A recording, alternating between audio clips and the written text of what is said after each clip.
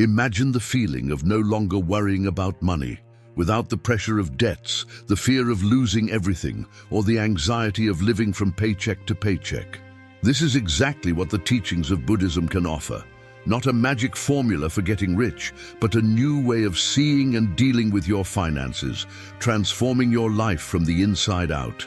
In this video, we will explore 10 Buddhist principles that can revolutionize your financial mindset and your relationship with money. From detachment to generosity, from mindfulness to self-control, you will see how the ancient wisdom of this philosophy can be applied in the modern world, especially on such a delicate topic as finances. And stay until the end, because the last principle reveals the true secret to achieving financial freedom and inner peace. Principle 1. Detachment. In Buddhism, attachment is seen as the root of suffering. This also applies to our finances. Often, we cling to material possessions, believing they will bring happiness or status. This attachment leads us to spend money impulsively, accumulating things we don't need and creating a constant cycle of dissatisfaction. Financial detachment, inspired by Buddhism, is key to breaking this cycle. It doesn't mean abandoning everything you have, but rather rethinking your priorities. Ask yourself, do I really need this? Is this expenditure aligned with what matters to me? When you practice detachment, you can save money and direct it towards what truly adds value to your life, such as meaningful experiences or financial security. A practical example of detachment is to avoid impulse purchases. Before buying something, wait 24 hours. This simple habit helps filter what is a fleeting desire and what is a real need. Additionally, letting go of items we don't use can generate extra income. How about selling or donating items that are just sitting around your home? Detachment frees us from the burden of consumerism and allows us to focus on what truly matters, bringing more peace and financial stability. Principle 2. The importance of simplicity. Simplicity is one of the pillars of Buddhism. Living with less, focusing on the essential, not only reduces stress, but also alleviates financial burdens. In a world that values excessive consumption, simplicity teaches us to resist the pressure to always want more, opting for a calmer and more meaningful life. When we talk about financial simplicity, we refer to habits such as avoiding unnecessary debts, prioritizing savings, and making conscious choices about where and how to spend your money. Think about the fixed expenses in your life. Are they all indispensable? Do you really need the most expensive internet package or the latest smartphone? Minimalism, a popular concept today, has deep roots in Buddhism. It is the practice of keeping only what is essential, both in terms of material possessions and financial commitments. By simplifying your life, you reduce not only your spending, but also the anxiety and mental overload that come with a consumerist lifestyle. A practical exercise to adopt simplicity is to make a list of what truly brings happiness and value to you. Often, the best things in life, like quality time with family, moments of leisure, or even peace of mind, cost nothing at all. By embracing simplicity, you reconnect with these values, save more, and feel more fulfilled. Before we continue, I'd like to ask a quick favor. If you are enjoying the content so far, please remember to like and subscribe to the channel.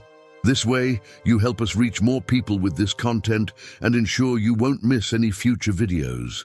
It only takes a second, and it's a simple way to support the channel. Let's move on with more amazing tips on how Buddhism can transform your finances. Principle 3. The law of impermanence in finances. In Buddhism, impermanence is a universal truth. Everything is in constant flux. In finance, this principle is especially valuable because it reminds us that neither gains nor losses are permanent. How many times have you felt devastated by a financial loss, such as a bad investment or an unforeseen expense that drained your savings? Or on the other hand, felt euphoric about a raise or unexpected money? The law of impermanence teaches us not to cling to these emotions, but rather to accept changes as a natural part of life. When we understand that everything is transient, we can handle financial ups and downs better. This means creating an emergency fund to cope with tough times and not overspending during periods of abundance. Planning for the future without anxiety and accepting the present as it is are practices that reflect this Buddhist teaching. A practical exercise is to meditate on impermanence. Take a moment to reflect on how each phase of your life has brought financial challenges and blessings, and how you have overcome those phases. This practice helps develop resilience and serenity in the face of financial challenges. By applying impermanence to finances, you learn to be more flexible and prepared, accepting the flow of life with more calm and balance. Principle 4. Intelligent generosity. The practice of dana, or generosity, is one of the fundamental principles of Buddhism. However, generosity in the financial context does not simply mean giving away everything you have, but rather sharing in a balanced and conscious manner. Buddhism teaches that genuine giving should come from a place of inner abundance, not from sacrifice or guilt. When we practice intelligent generosity, we create a cycle of prosperity. For example, helping someone in need, supporting a cause you believe in, or even sharing knowledge can create a positive impact not only in the world, but also in your own life. Studies show that generous people are happier and have a greater sense of purpose.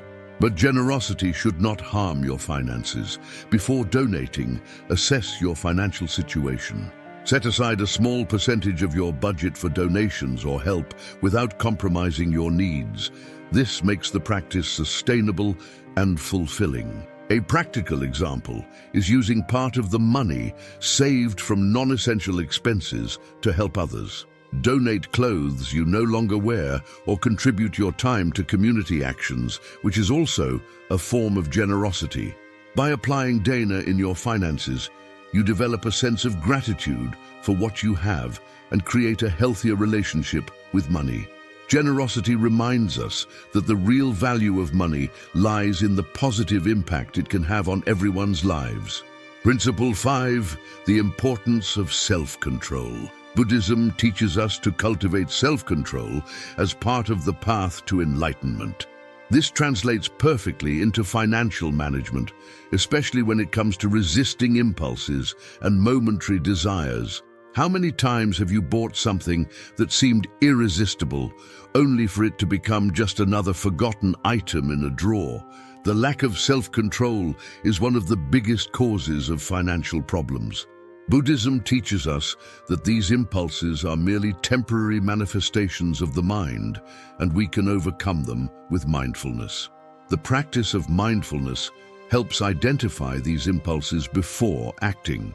Whenever you feel the urge to spend, ask yourself, is this really necessary?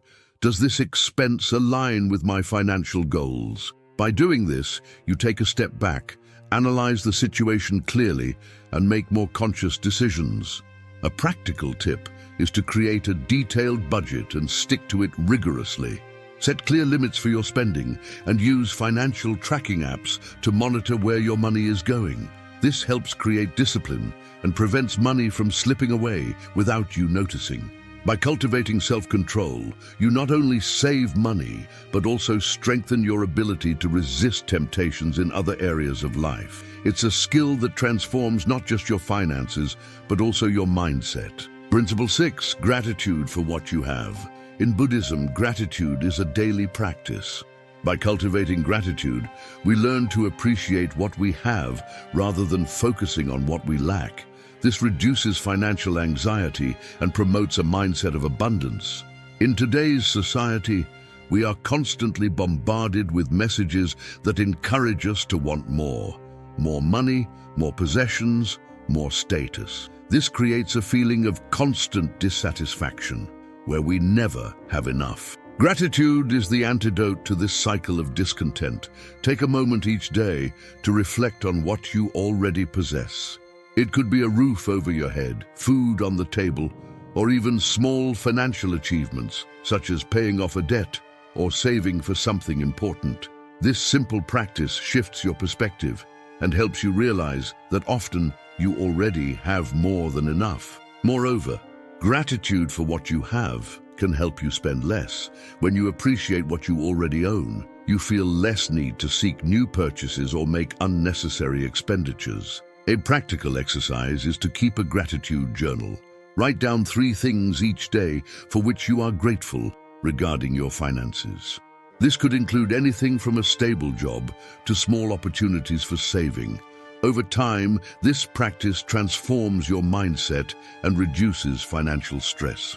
Gratitude teaches us that true wealth is not in the amount of money we possess, but in the way we value and utilize it.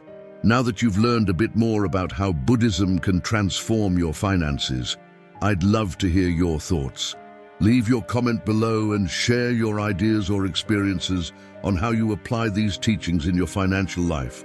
And of course, don't forget to subscribe to the channel and activate the notification bell to stay updated on all our videos. Your support makes all the difference. Let's chat in the comments. Principle 7. The middle way. Balance in finances. In Buddhism, the middle way is a central principle that teaches us to avoid extremes by seeking balance between indulgence and abstinence. This concept is incredibly useful when it comes to personal finance, as many find themselves at extremes, either spending excessively without control or depriving themselves of everything and living a life of frustration. Seeking financial balance means living in a way that you have enough to meet your needs and desires without falling into the temptation of rampant consumerism or overly restricting yourself. This involves learning to balance the need for financial security with the ability to enjoy life. A practical example of applying the middle way in finance is to set a budget that allows you to save, while also permitting yourself some healthy indulgences. This may mean saving for retirement while also setting aside a portion of your budget for leisure activities that bring joy and pleasure. Another aspect of financial balance is knowing when to spend and when to save. Throughout life, there will be times when you have more resources available and others when you need to be more cautious. The key is to maintain this balance at all stages of life, knowing that sometimes it is necessary to tighten the belt and at other times to allow yourself a reward for your efforts. Practicing the middle way in finance brings harmony between material and spiritual needs, avoiding the stress caused by excessive worry about money or neglecting financial matters. Principle 8. The power of mindfulness in finance. The practice of mindfulness is one of the greatest legacies of Buddhism, and it is extremely powerful when applied to personal finance. When we become more aware of our thoughts, actions, and emotions, we begin to make more sensible financial decisions that align with our values. Financial mindfulness involves being fully present when making decisions about money. Often we spend without reflecting, operating on autopilot, or because we are emotionally involved, as in the case of impulsive purchases. The practice of mindfulness helps us interrupt this cycle, allowing us to make more rational choices. A practical example of financial mindfulness is when you go to the supermarket. Instead of buying impulsively, take a deep breath, observe what is in your cart and ask yourself, do I really need this? This simple moment of pause can prevent unnecessary purchases and help you save more. Furthermore, mindfulness helps us connect with the true purpose of money. By attentively observing the impacts of our financial choices, we can recognize what truly adds value to our lives, whether it is an investment in education or a meaningful experience.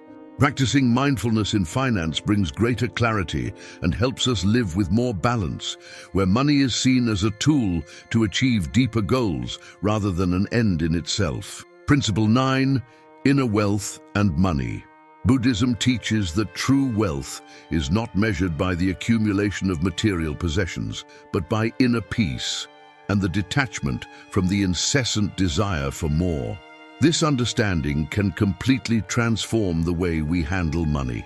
When you realize that true happiness comes from within, you begin to see money differently, not as a means of validation, but as a tool to live more freely. Many people believe that external wealth will bring happiness, but in Buddhism, we know that inner satisfaction is the real treasure. This concept is vital for our finances as it helps us avoid the trap of consumerism and the relentless pursuit of more. When we recognize that enough is enough, money becomes just a means to live more fully, not an end in itself. A practical example is the choice to invest your money in things that truly contribute to your personal and spiritual growth, such as a meditation course, books that expand your awareness, or a trip that helps you learn more about yourself. By focusing on inner wealth, the way we handle money transforms. We start making wiser decisions that align with our values, which reduces financial anxiety and puts us in control of our finances rather than being controlled by them. Principle 10. The practice of compassion in finances. The final principle we will explore is compassion, one of the cornerstones of Buddhism. Compassion in finances is not just about helping others, but also about treating yourself with kindness. This means not punishing yourself for financial mistakes, but learning from them and using those lessons to improve. In a broader context, financial compassion involves supporting those around us, especially in times of difficulty. Whether it's helping a friend pay an emergency bill, offering financial advice, or contributing to a cause you believe in, compassion creates a cycle of positivity and prosperity. However, it is important to balance compassion with financial intelligence. Helping others is wonderful, but you also need to ensure that your own finances are in order so that you can continue to be a source of support. A practice of compassion also involves having empathy for those in difficult financial situations. Helping without judgment, without expecting anything in return, is a powerful way to apply Buddhist teachings. Ultimately, compassion in finances not only improves your relationships, but also creates a sense of peace and purpose. After all, true prosperity is one that encompasses both individual and collective well-being. As we have seen, Buddhism offers a unique and profound perspective on how we can transform our finances by focusing on inner peace, self-control, and balance. By applying these principles to our financial lives, we not only improve our financial health, but also our emotional and spiritual well-being. If you enjoyed this video and believe that Buddhist financial education can transform your life, don't forget to like, share, and subscribe to the channel for more content on how to balance money and wisdom. Remember, true wealth is not measured by what you have, but by how you relate to what you possess and the world around you. Apply the teachings of Buddhism and watch your financial life flourish with wisdom and balance.